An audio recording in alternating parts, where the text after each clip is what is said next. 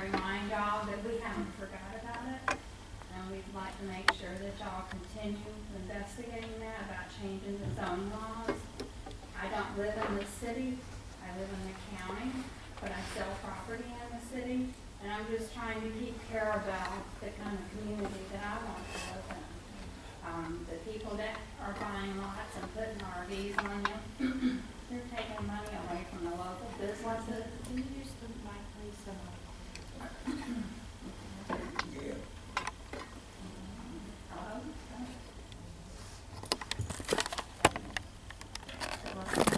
No. It's the one up further on the net. Oh, sorry, I'm not used to public speaking. Is that working? Yes. Okay. Anyway, you're taking money away from the RV parks. We have 3 locally. So if they don't put their RVs in the parks, those people are losing their money. We're gonna drive by on Three Rivers Road today. There's a lot there that has 2 RVs on it, a pole barn. Looks like the pole barn has a permit. How do you do that if that's not the right zone? That's what I don't understand. That's at 704 Three Rivers Road. At 1302 and 1308, there's a fenced-in lot there. There's an RV, a fifth wheel, and then next to those is another fifth wheel. Is that on Three Rivers Road? Yeah, it's off of Three Rivers Road. On 3rd Street? Mm-hmm. Okay, right by me. And of course, everybody sees the one on Tallahassee Street and Three Rivers Road. Let's see, on 411 Northeast Avenue K, there's a brand new large pole barn with an RV in it, and it also has a shed up on stilts. And then at Northeast 4th Street, there's a fenced-in lot. There are 4 covered sheds there. 2 of them have RVs in it. Where's that at? Northeast 4th Street. There's the metal sheds, carports. There's 4 of them set up there. 2 of them have RVs. Travel trailers. And the other 2 are set up for RVs or travel trailers. And then at the corner of the lot, there's another one. So this is getting to be rampant around here. The county has plenty of them. I live in the county, I've got one down the street from me. It happens to be one of my friends, but I'm against what they're doing because I live in a single-family residential and they got a trailer there. I have a trailer in my yard, but I have residents there. I think that we're letting something get out of hand that we're going to regret later. So, just want to make sure y'all continue researching the zoning, and we do plan to go to the county also on this. So it's going to be we're going to work towards this. I don't mean to make anybody upset. I think you're losing tax dollars. I had a client that was looking for a $250,000 home. He thinks now he wants to buy a lot and put an RV on it. So it's making me lose money. And y'all aren't getting the taxes. If they build a home there instead, then you could get more taxes. So it's up to y'all. Well, it hasn't been forgotten. The planning and zoning is having another meeting on the third Thursday. 15th, and there's a public advertisement for this meeting so that the people, the public can come and speak, and you should come and speak to them again. It's at 5 o'clock? 4:30. I forgot the time in the advertisement, but it's at 4:30. And they'll address it again. There's going to be a couple of words that will be, we do have an ordinance. So they're reviewing the ordinance, and there's going to be 1 or 2 more words that will be defined in that ordinance, and they'll send their recommendations to us and to see, what we need to do with the ordinance. And, okay. Just another thing too. I worked with the census when we did the census around here, and I've forgotten about it, but driving around today, we really need to think about doing something with the road signs. There's lot of road signs now, they don't have, the post is there, but there's no sign there. And a lot of the homes don't have addresses on them. And I know we're a small community, but we're getting more people in the community and to get new, sheriff's department, somebody comes in new, or EMS, and they're looking for an address. Most other towns say you have to have a legal size address number on it. They are required to have the number on the house, is that number. And I don't know who enforces that. Well, we don't turn on the water until we have an address posted. Okay. So I've got one lady that I know of on Tallahassee Street, and she comes in here to pay her water bill, and she doesn't know what her address is. So, Has she asked anyone? huh? She asked, I haven't. I told her where to go to get an address, but she says she just Well, comes. how and did she pays have it. her lights cut on? Because you have to give Florida Power the address. Well, there's an address there. I don't know how she did it, but that's what she told me. There was no address on the outside of her building. So you need to look into that. Ma'am, Yes, have you got light? yes, I can go to the trailer and show you which one it is, but I couldn't give you the number, street number, because there wasn't a street number If on she it. comes in with a lot, I can give her a, Well, I told her how to get it. I don't think she's done it yet, but that's just something for y'all to be aware of. And she's grown. There is some, just as Commissioner LaPaz mentioned, we had the first P and Z meeting, there was no public input at that meeting. And subsequent to that meeting, we've had a number of folks potentially affected by any change we made in that ordinance. Potentially affected by that, any change we would make to that ordinance. So that is the reason we're going to take it back to P and Z at this next meeting.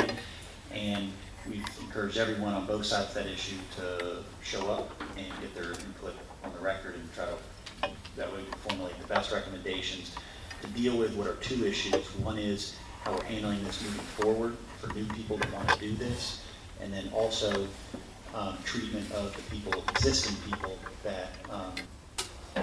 Do we have any other public comment? I don't think there's nothing more. Thank you, sir.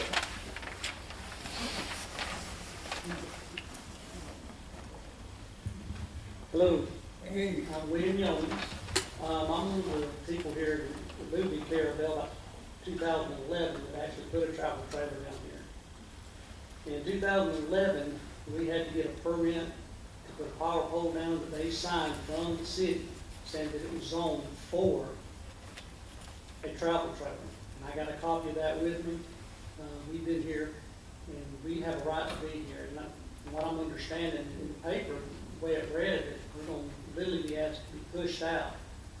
And after being here this long, we need to be grandfathered in. It's not right to enforce, take it away from Carrabelle. We pay our taxes. I've got a big boat. We spend thousands of dollars on a fishing trip when we come down here. We're actually bringing money to Carrabelle. We're not taking money away. You're not gonna be kicked out, I promise you that. You know, the way it read in the paper, that's what it read. We wouldn't be Yeah, we're not- grandfathered in. No, I was talking about the county's meeting. The city hasn't discussed it yet. yeah. Would you please provide our city clerk with a copy of that permit that you? I have a copy of Oh, it. you do? We have a copy, Let me because see which you'll one you find have. that I'm the one that started that ball here in the big. People about, they were talking about the ordinance, wasn't read right. I had 5 lawyers read y'all's ordinance at 282, and all 5 of them really had a different interpretation of it. That's from Franklin County. That's why I get my permit. She said, right here, this is where she is, it's all in this. I'm not, when you walked back with me, when I started that. But this is the one I signed Yeah, already, that's it says it. power pole. Yeah. Yeah, y'all signed it. That counties, I did not copy that one. I just turned these into the county before I can, and then I guess she made this is the county, and she made the note at the bottom. This is, I don't think we're gonna kick nobody out that we've already let move in and spend all that kind of money. I know I wouldn't do it. Just the way it was told us, we won't let us, you know, but what we read in the paper, it just sounded like we were gonna be kicked out, or we were always going to tons of money. Well, if I got anything to do with it, you won't be kicked out. Yeah. If they put the paper, it was ramshacking, I mean, my trailer ran each $45,000, it's not ramshacking, it's brand new trailer. But the article in the paper was referring to the county commissioners meeting, Yeah. not the cities. And you are in the city limits. Yeah. I'm down the Avenue page, and the neighbor, he's here, Georgia, and God, we brought just tons of people down here to enjoy it, because I read an article from the mayor that said it's a true fishing village town, and that's what all the students place, the quietness, and coming in here fishing, enjoy yourself, and that's what we come out here to do. That's what we love about it. And I feel I'm invested in this town. We've done everything about the book we need to do. If we didn't, we asked, and we made sure we did, so we just. I don't think you need to be worrying about you, I mean, you've been here since 2011. Right. That helped me. We thank y'all very much. Yes, you're welcome. Thank you. Do you have any other public comment? Yes, sir.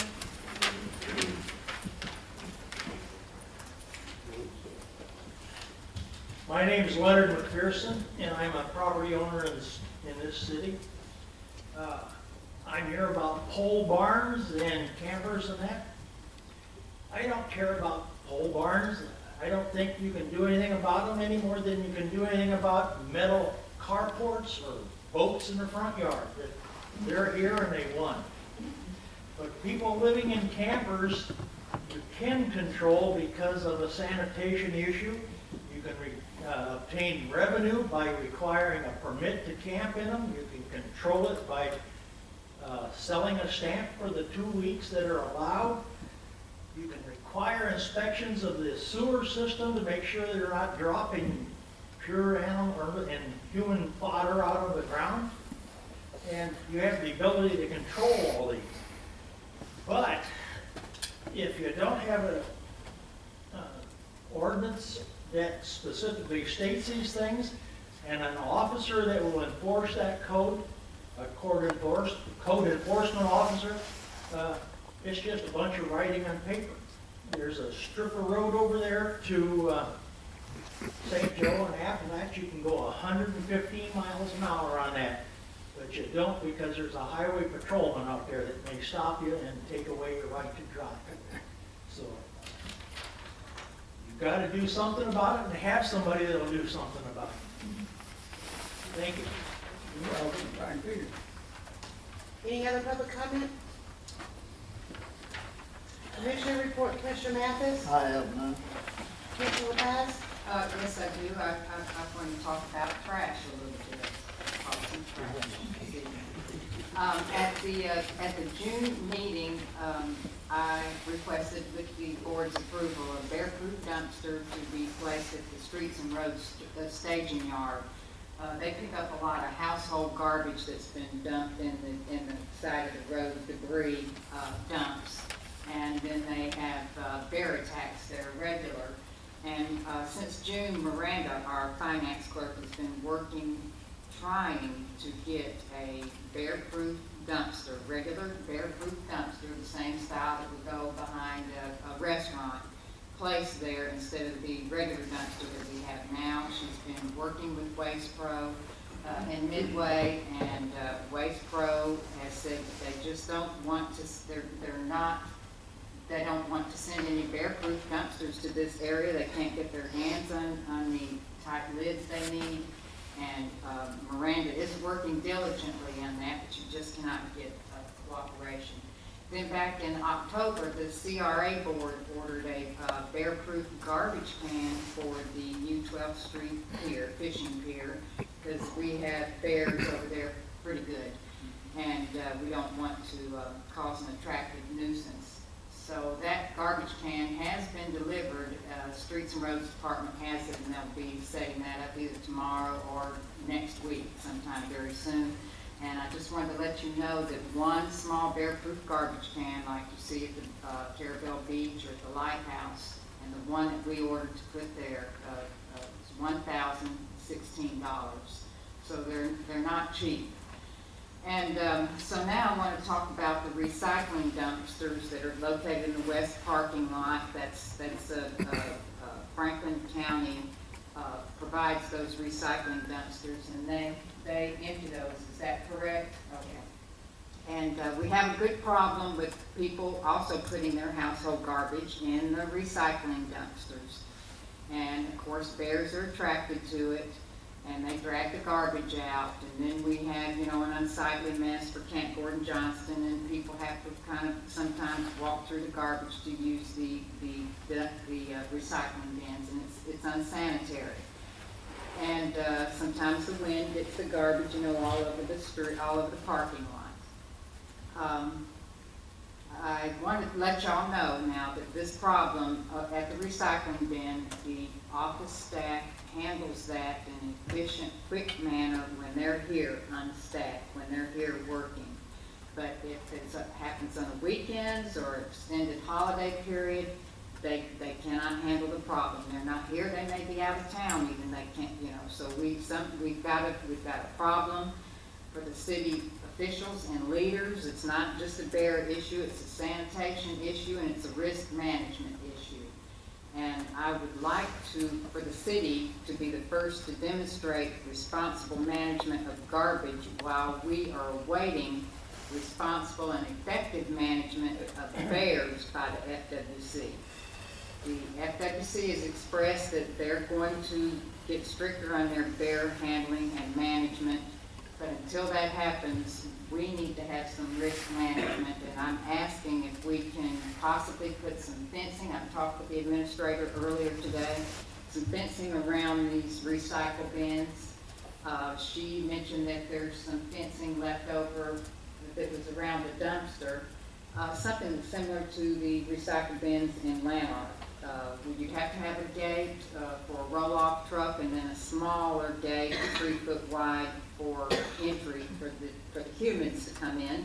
But I understand from Fonda Davis that not only humans use that small gate in Lanark, the bears use it, and they know how to use the latch, and they're not afraid to go inside. So Fonda's having a fencing fellow put a bear-proof latch, and that's what we would need, is a bear-proof latch on the gate. So I don't, you know, whatever you think, that's of course the pleasure of the board. If you want to have the administrator follow through and see if the county might even work with putting some fencing up. But we, you know, like I say, it's a sanitation issue and a risk management issue with you know, our population, overpopulation of bears in town at this point. And that's all I have. And thank you. Well, you know, we can't do that right this minute. Not that. Yeah. Well, that little kid that got to use that for one, what do you think about their parents? It's terrible. That's what I'm talking about. It is. I'm not sure of that. I believe it's still in their use. They get more bear in town than our people. And me and her stopped at stop sign right down there. 6 coming out at the same time. Right here. Like they stop and say good morning and then go on. That was one of the Commissioner Massey? I was about the garbage at the recycle bin. Brenda must have got the same email I got. Probably. It was over Christmas holidays though, and there was garbage everywhere, and I got an email from a couple of citizens about the garbage being everywhere around City Hall, but that's what mine was gonna be on, but Miss Brenda took care of it. Commissioner Williams? Mayor Messer? Do we want to contain the garbage over there until we can get the bears? I'll look at the fencing. Okay. Thank you. Mayor Messer? Yeah, Got something? I got a question. I want to thank each and every one of my workers for this past year doing a good job. But I'd like to start working to get jobs in here and things. I don't care as long as it's legal. I'd like to have jobs. Everybody working to help people. And that's my goal for this year, I'm gonna go for it. If we, will get it. We got some job openings, don't we? 40 of them, don't we? That don't wanna work. And there are excellent benefits out there at the DOC. People don't wanna work. You beat me dead horse now. Sir, did you have something to say? Yes, have you thought up a solution from keeping humans from throwing their garbage into the recycle? We do go through the garbage and get their names out. If we can prove that they did it, they Okay. get fined. Okay. And that's why it got moved here, closer to the police department, thinking that would deter some of them, but But you know, a lot of times, it's different things. It's like bottles in one, Right. cans, and Yeah. if you don't wash the cans out or the bottles out, then, and that's a lot of it too. Well, we're talking about human garbage though, table scraps and that should not be put in there. And sometimes they'll put, you can recycle cardboard and then you have pizza boxes in there. Mhm. And the bears would just eat that. They would just Okay. eat the cardboard Yeah. at that point. They love pizza. Yeah, You can get some of those animal video machines for like $49. Set them up there and you'll see what your problem is, who it is, or whether it's bears or people, and who they are and what they're driving, and the police can review that like once a day or once a week and know what's happening. Jock's like an ex-cop, isn't Can I speak to garbage? he? Yes. ma'am, May I'd like to speak more to the garbage. I'm Jill Reese, I live at Pickett's Landing, and can you use the microphone? Okay. yeah, I'm Jill Reese, and I live at Pickett's Landing. Our unit overlooks 12th Street.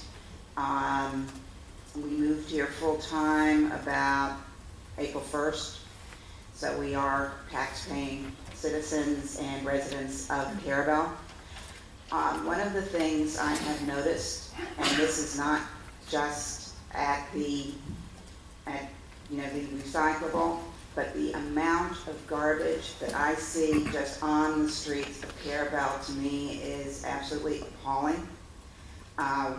My husband and I had to go over to the senior center for a second before we came over here. Catty corner to the senior center is a black garbage bag, half ripped open with stuff all over. I was noticing just as we were coming in today over at those apartments across the way, there's a pile of garbage with 2 mattresses and God knows what else piled in there. But I see that stuff all over this town, and I'm the type where I'll just get in the car and just start exploring different streets. These are bear attractors. I mean, and I don't understand why people just can't pick up on themselves. And the city it just seems like it's gone on. I mean, I've been watching this since April. There's a guy who lives on the corner of 11th Street and Northwest Avenue B. I drive by his place almost daily. Right now, he has a pile of tires and computer screens. He also has a bin half full of cans, which I'm sure he's not washed out every single soda can that's in there. He has 4 or 5 sinks out there that we actually bought here 2 years ago, and we've been coming periodically. Those sinks have been there for at least the last year, and they just sit there, and they're right on the side of the road.